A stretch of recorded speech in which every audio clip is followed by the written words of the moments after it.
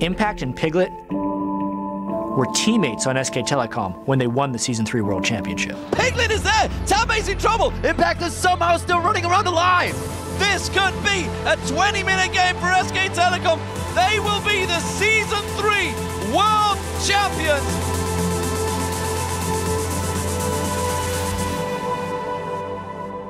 Now they're on different teams in a new region.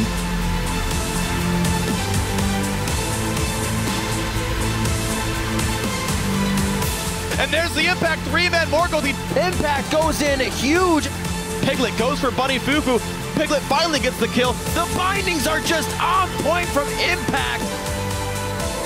Piglet initiates on him. As soon as he went next to the wall, they said, that'll look like a nice plaque. World Championship teammates about to play against each other for the first time.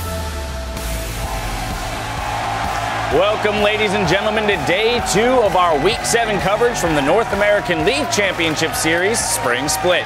We're coming to you live from our studios here in Los Angeles, California, and the fans are hyped for another day of unpredictable action. Lots of energy, and of course, Cloud9. They're headed into the studio a short time ago. Their bags are packed, though, and immediately following our games today, they'll be heading off to IEM Katowice, where they'll be competing internationally. Fun to see that, but of course, they'll have to face off against Team Dignitas. Here we see Melixia heading into the team room for a pre-game huddle. They had a win yesterday, but hopefully they can carry that momentum into their match today. Hello, everyone. I'm James Dash Patterson, and renting analyst desk space for me today are Aiden's Irene Moon and Sam Kobe Hartman-Kensler. Aiden, last week was the first of the month. You got to pay me some rent. Whoa. My birthday was like Thursday, man. I'm old enough. think birthdays are the game. most terrible landlord. Look at this. Moving up. This is fallen into disrepair. This is the worst analyst desk I've ever It's unlivable. I'm giving you my 2-week warning. I'm moving out. Well, there you have it. Zyrene's gone a week. Anyone need some analyst desk space? You let me know. Hit me up on Twitter. Only 2 weeks left in the split, and the league has a packed midfield that is proving they're capable of taking down almost any other team.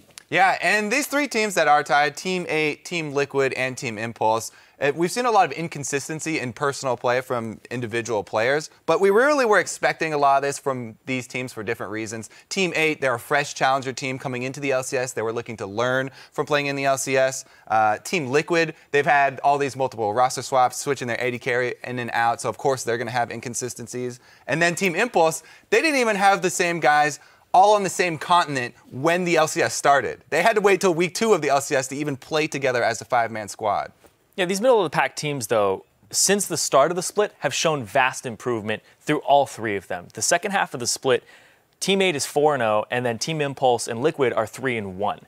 These guys are actually just getting better and better. Team 8 have found a new style where they have skirmishing between their jungle and their mid laner. The counter ganks are amazing, and they aren't just that one-trick pony team fighter off Cali trolls. And they get LeBlanc. Yeah, well, that goes into the skirmishing comp, too.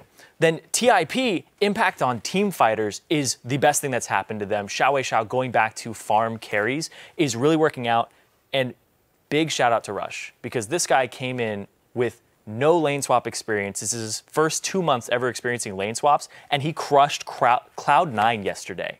Yeah, that was really big. And again, I really like the comfort champions that they're using to do these things. Like the Lee Sin is obviously very big for him. Yeah, and he's like the only person playing it right now as well. So just that it's a comfort champion for him, he's going to be very confident on that and able to make those types of plays. And then Team Liquid, they beat CLG and TSM already in the second half of the split. So from here, they're like, we're going to take a step back and put Piglet back in to eventually take 2 steps forward. So they're just looking to improve even more off of that. Well, one of our big matchups today will be between those 2 former world champions against each other, with Team Liquid versus Team Impulse. And for their showdown, former teammates Piglet and Impact are focusing more on what they can do for each other than for their teams. 선물로 왠지 저 죽이려고 할 것 같은데. 원래 선물은 이렇게 때려야지.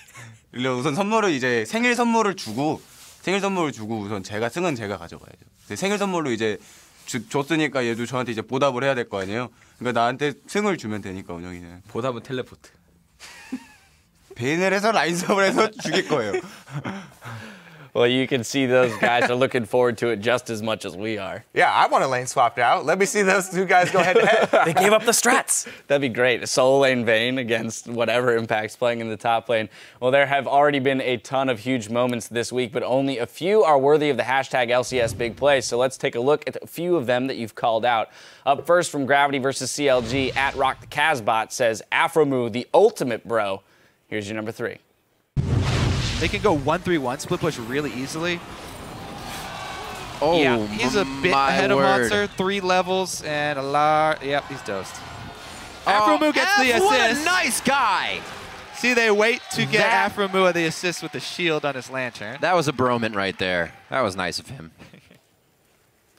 Easy to be a nice guy on Thresh. If you're on something like Annie that has to deal damage to steal a kill, then we'll see if the true test is, do you give your kill over then? Do you sacrifice the assist just to give the kill over? Exactly. It's more gold overall, though, if you get a kill with an assist on the back. So Exactly. Hecarim already did his damage. He gets the assist. That's the big, that's the big quandary, though. Our next one comes from Team Impulse against Cloud9. At Power1965 tweets, just when you think C9 is rolling over, Sneaky claws them back into the game with that slick Baron steal. Let's take a look at your number 2. High is not there. They're either forcing a Smite Steal or getting Baron. I wonder if Meteos even tries this. I think they just give it up. And He's going to go in and get it! C9 get Baron, Meteos goes in, but they've got to leave the team behind. I mean, looking at this. Jeez. Meteos queued through it. It was already dead. Yeah. Meteos completely unnecessary for Vi to go in there. Sneaky had it all along with the missiles. Yeah, Jat proven to be a liar there. I think they just let this go. Sneaky's like, absolutely not. We're not letting this go. That's ours. And then our next, it's the best escape of the year from Winter Fox versus TSM. At Jerwegian Chris says, Bjergsen with the great escape Reno. Here's your number 1. And TSM is running for the hills. Great escape here. Bjergsen going to kite them around their own jungle. Altic, can he land it?